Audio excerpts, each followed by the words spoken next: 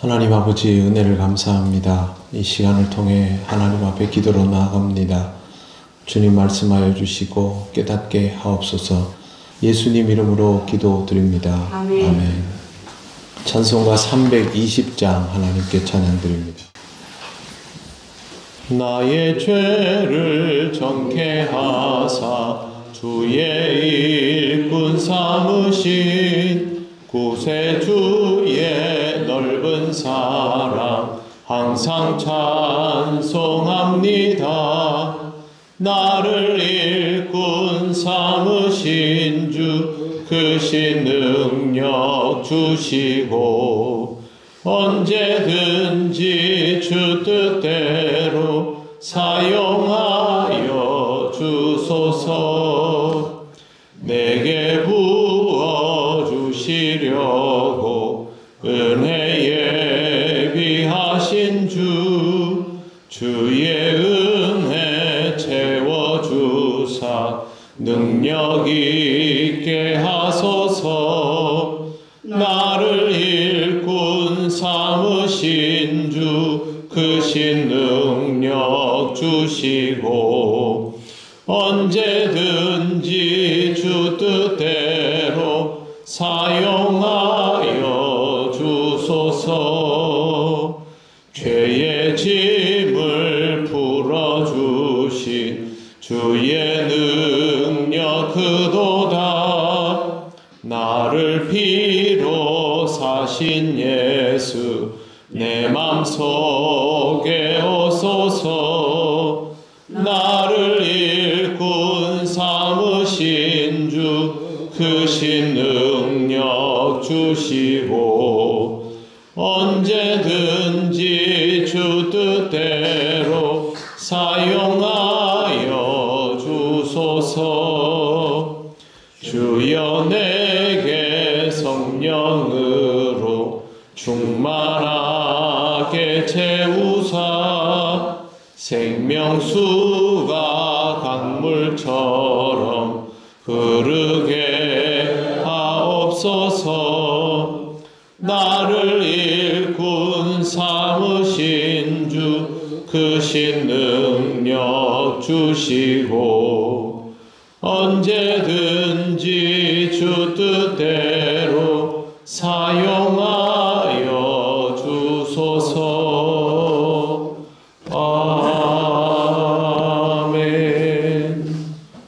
하나님 말씀 사도행전 22장 1절에서 7절입니다. 한 절씩 교독하겠습니다. 부형들아, 내가 지금 여러분 앞에서 변명하는 말을 들으라.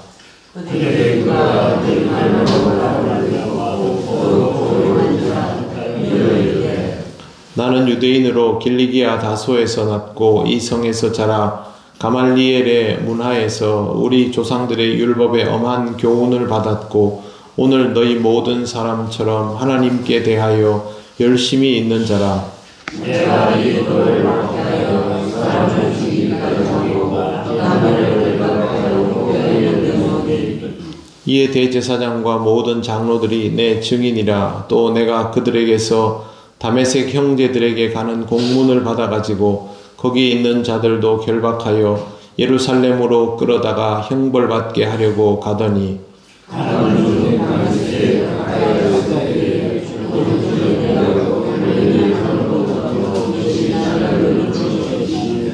같이 읽겠습니다.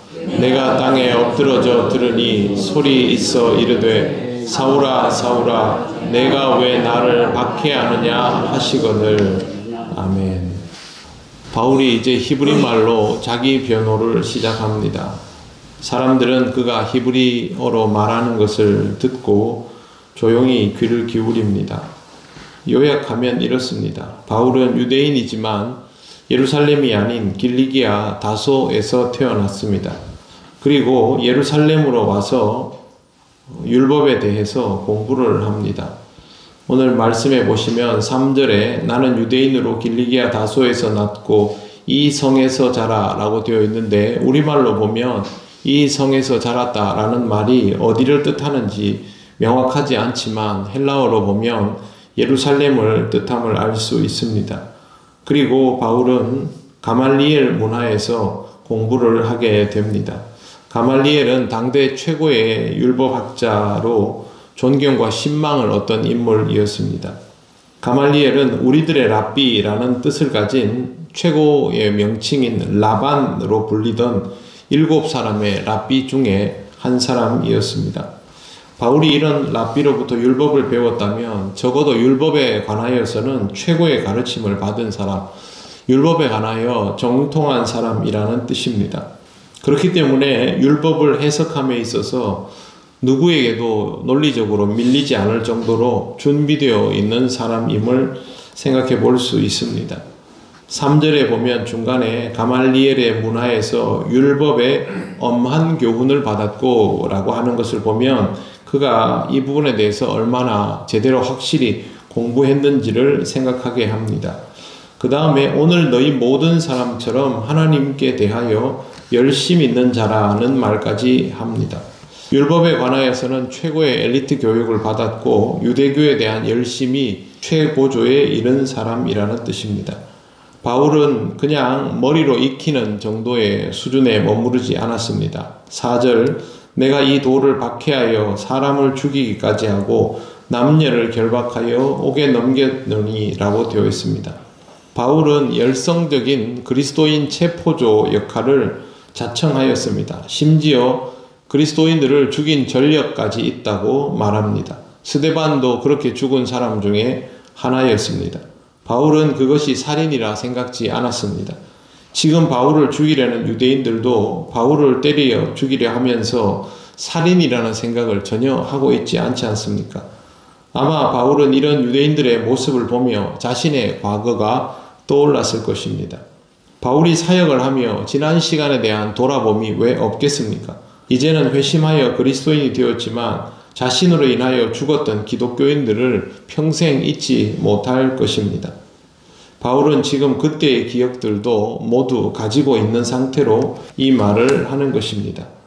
5절 이에 대제사장과 모든 장로들이 내 증인이라 또 내가 그들에게 다메섹 형제들에게 가는 공문을 받아가지고 거기 있는 자들도 결박하여 예루살렘으로 끌어다가 형벌받게 하려고 가더니 라고 되어 있습니다. 다메섹에 관한 이야기를 시작합니다. 그리스도인들을 잡기 위해서 대제사장과 장로들에게 공문까지 받아서 간다라고 하는 것은 유대교도들 안에서 공인받은 체포조라는 뜻이기도 합니다. 아무나 이렇게 할 수 없지요. 지금 바울을 죽이기 위해서 모여든 이 유대인들을 다 모아도 바울 같은 극성분자를 찾기는 어렵다 할 정도입니다. 그 정도로 바울은 열성적인 사람이었습니다. 그런데 바울이 지금 이렇게 오히려 전혀 반대 입장에 서 있는 이유가 6절부터 나옵니다. 6절 가는 중 다메섹에 가까이 갔을 때에 오전쯤 되어 호련히 하늘로부터 큰 빛이 나를 둘러 비치매라고 되어 있습니다. 바울은 생각지도 못한 상황에 처했습니다. 하늘에서 갑자기 빛이 나타나서 자신을 비추었고 아무것도 할 수 없게 됩니다. 7절 내가 땅에 엎드러져 들으니 소리 있어 이르되 사울아 사울아 내가 왜 나를 박해하느냐 하시거늘 이라고 되어 있습니다. 어떤 음성이 들려서 자신은 아무것도 할 수 없는 상태가 되었습니다. 그런데 바울은 스스로 하나님을 잘 믿는 자라고 생각하고 있는 상태입니다. 그렇다면 지금 바울에게 말씀하시는 이는 주님이실 수밖에 없는 것이죠. 그들에게는 하나님이겠죠. 하나님으로부터 이 음성이 들렸습니다. 그러면 바울은 이 음성을 듣는 순간 어떤 생각이 들었을까요? 뭔가 잘못되었다라고 생각이 들겠지요. 자신의 인생을 멈추시는 하나님을 직접 만나는 순간 뭔가 잘못되었다라는 생각이 들면서 모든 것이 정지됩니다. 우리도 그리스도인으로 들어서는 길목에서 인생이 정지되는 순간을 다 경험합니다. 내 인생을 부정당하면 참남합니다. 하지만 그것이 바로 은혜의 시작입니다. 모든 것이 멈추어지는 자리, 내 인생을 부정당하는 자리, 그런데 하나님께서 멈추어 세우시면 그것이 바로 은혜의 자리인 것입니다. 어제 저녁에 목사님 말씀을 들으면서 초반에 목사님 성장기를 들으면서 저도 모르게 머릿속에 이런 생각이 들었습니다. 뭐 저런 인생이 있나? 그 생각이 계속 들었습니다. 살다 저런 인생은 정말 처음 보겠다라는 그런 생각이 들었습니다. 그런데 하나님은 그런 인생조차도 멈추어 버리는 것을 어제 간증을 통해서 들었습니다. 그리고 그 처절한 순간에 하나님의 은혜가 비로소 시작되었던 것이죠. 우리들의 삶에도 이런 순간은 반드시 존재합니다. 우리가 그것을 명확히 선명하게 깨닫는 것이 적절한 타이밍에서 오지 않았을 수도 있겠지만 적어도 우리 인생에서 내 모든 것들이 정지되는 순간이 존재합니다. 그리고 그 순간을 통하여 옛사람은 죽고 새사람이 시작되는 것이죠. 만약 이 분기점이 존재하지 않는다면 아직 그리스도인으로서의 삶이 제대로 시작되었다라고 할 수 없을 것입니다. 어물쩡거리며 교회를 다니고 있겠지요. 내 모든 것이 정지되는 순간, 그 순간을 기억하는 것이 중요합니다. 그리고 그 순간을 통해서 완전히 주님께 붙들린 인생을 살아가게 될 때에 비로소 주님이 이끄시는 대로의 삶을 살아갈 수 있게 되는 것이죠. 지금 이 순간은 바울에게 당혹스럽지만 은혜가 시작되는 순간입니다. 하나님이 나를 멈추실 때 하나님의 은혜가 내게 시작된다라는 것을 꼭 기억하시기를 바랍니다.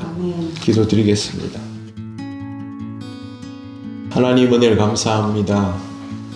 하나님께서 역사하시면 우리의 인생의 모든 것들이 멈추어지며 하나님의 방법이 우리의 삶을 통하여 드러나게 됨을 성경에서 봅니다.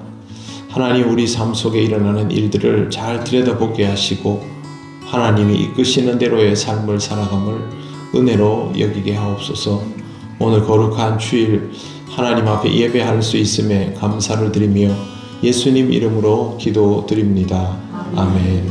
하늘에 계신 우리 아버지, 아버지의 이름을 거룩하게 하시며 아버지의 나라가 오게 하시며 아버지의 뜻이 하늘에서와 같이 땅에서도 이루어지게 하소서.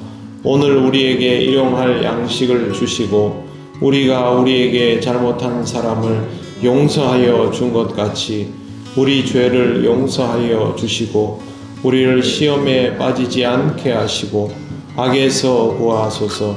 나라와 권능과 영광이 영원히 아버지의 것입니다. 아멘.